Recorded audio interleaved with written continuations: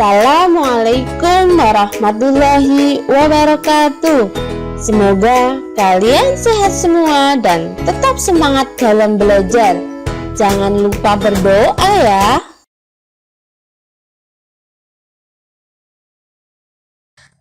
Kali ini kita akan belajar bersama dengan tema Aku Cinta Nabi dan Rasul, dengan subtema Kisah Teladan Nabi Musa alaihi salam.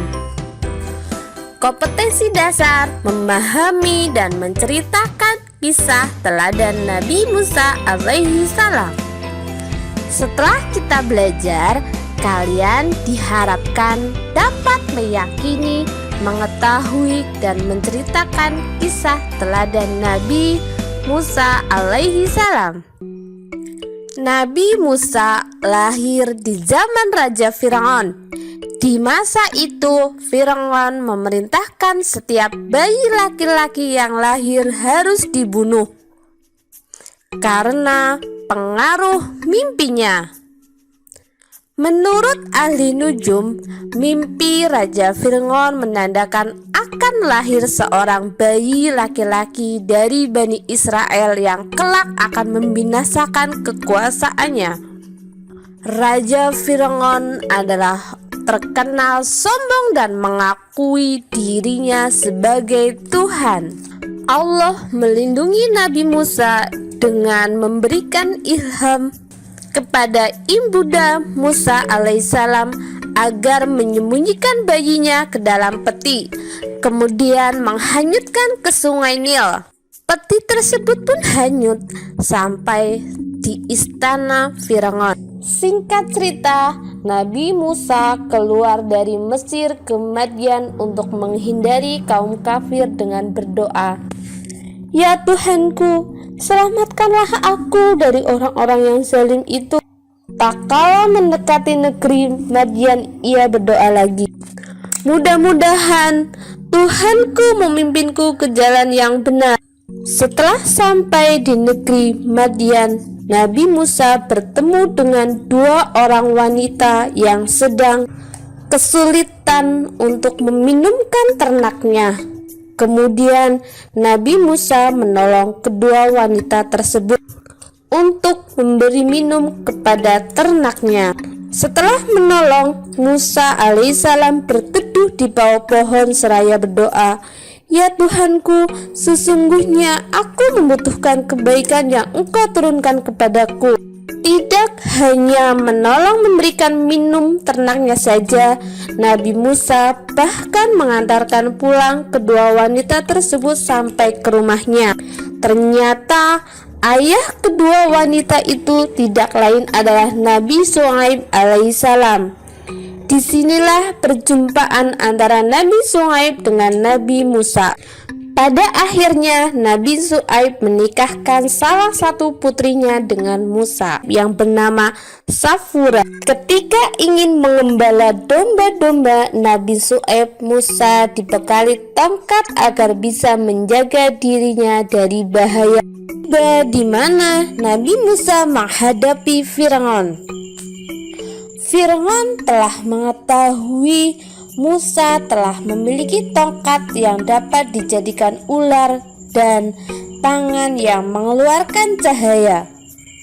Fir'aun menuduh Musa sebagai tukang sihir yang hendak mengusir Fir'aun dari negeri itu. Musa telah mengingatkan Fir'aun, "Janganlah kamu membuat dusta, nanti kamu dibinasakan dan mendapat siksa Allah."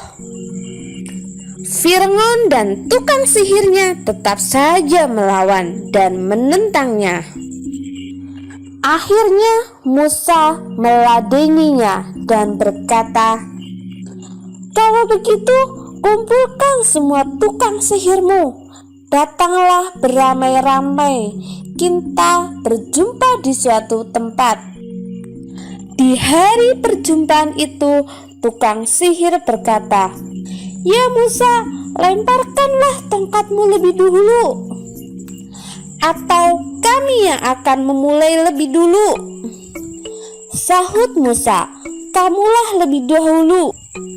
Lalu tukang sihir Firaun melemparkan tali-tali dan tongkat-tongkat yang kemudian berubah menjadi ular, menjalar mengelilingi Nabi Musa.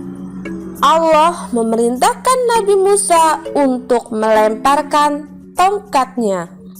Seketika itu jadilah ular besar merayap sambil memakan ular-ular tukang sihir Firaun. Kejadian itu membuat sebagian tukang sihir Firaun mengaku kalah dan bersujud kepada Tuhan. Kisah dilemparkan tongkat itu ada dalam Quran surat At-Toha ayat 69 dan Quran surat Toha ayat 70 dikisahkan bahwa tukang-tukang sihir itu tersungkur dan bersujud seraya berkata, "Kami telah percaya kepada Tuhan Harun dan Musa." Karena melihat tukang sihir tersebut telah beriman kepada Nabi Musa, demikian juga istri Siti Asyah yang sekaligus sebagai ibu angkat Nabi Musa. Maka Fir'aun bertambah marah dan ganas.